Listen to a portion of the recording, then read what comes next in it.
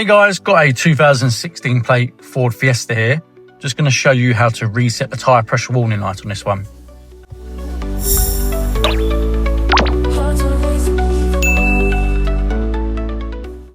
So on this one, you're going to want to turn the ignition on or put the engine on. And then come to the screen in the center of the dash. And we're going to use these buttons here, the menu button and the dials. And then on the screen here, we're going to go to menu.